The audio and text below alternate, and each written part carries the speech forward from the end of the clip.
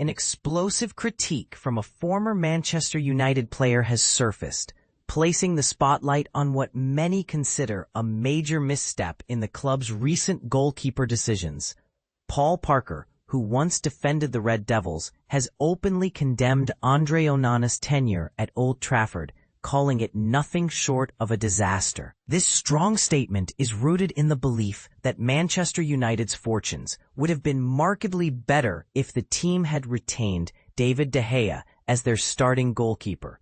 Onana is now set to move to Turkey, finalizing a loan agreement with Trabzonspor.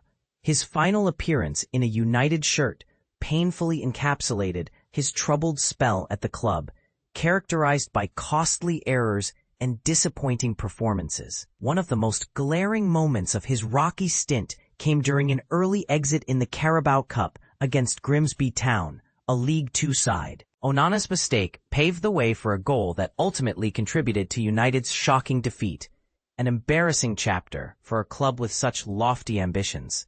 The manager, Ruben Amorim, apparently reached his limit, replacing Onana with Altay Bayındır as the season began. To further underline the club's lack of confidence in Onana, they brought in Sene Lammens from Royal Antwerp during the closing hours of the transfer window, signaling that the Cameroon goalkeeper's chances of reclaiming his spot had all but vanished.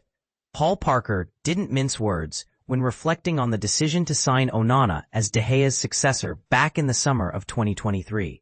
Speaking with Football 365 and WhichBookie, Parker described the move as a miscalculation that has severely backfired. "He has been a disaster," Parker stated bluntly. He elaborated, emphasizing that while defensive lapses aren't solely on the goalkeeper, Onana's record in terms of goals conceded is particularly poor. Parker expressed confusion over the initial decision to sign Onana, suggesting that the club might have been better off sticking with De Gea. According to him, with David De Gea in goal, even now, United would be at least 60% better defensively than where they are.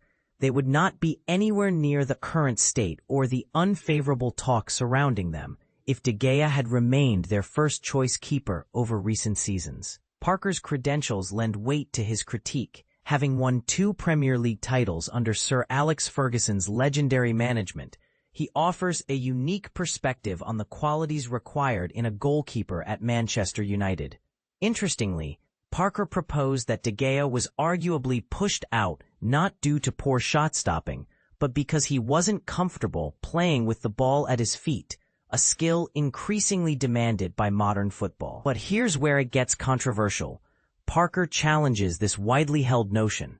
He argues that too much emphasis has been placed on a keeper's footwork, while the primary responsibility, stopping shots, has been neglected. Drawing on his own experience defending alongside Peter Schmeichel, arguably one of the finest goalkeepers in history, Parker insists the core skill has always been excellence with the hands. "I've always believed goalkeepers need to be better with their hands than their feet," Parker explained. "I wouldn't mind if a keeper can't kick properly, so long as you don't expect them to. You just don't play them in that way. As a defender, I want to see my goalkeeper as someone I can rely on to keep a clean sheet, earn us points, and help us win games." That's what David De Gea represented. He added a sharp critique of Onana's attitude, saying, "This goalkeeper plays for himself. There is arrogance there." Yes, a degree of arrogance is necessary because you need belief in your abilities. But Onana's arrogance was completely wrong for Manchester United's culture. As the team gears up for the eagerly anticipated Manchester derby this weekend, manager Ruben Amorim faces a tough choice.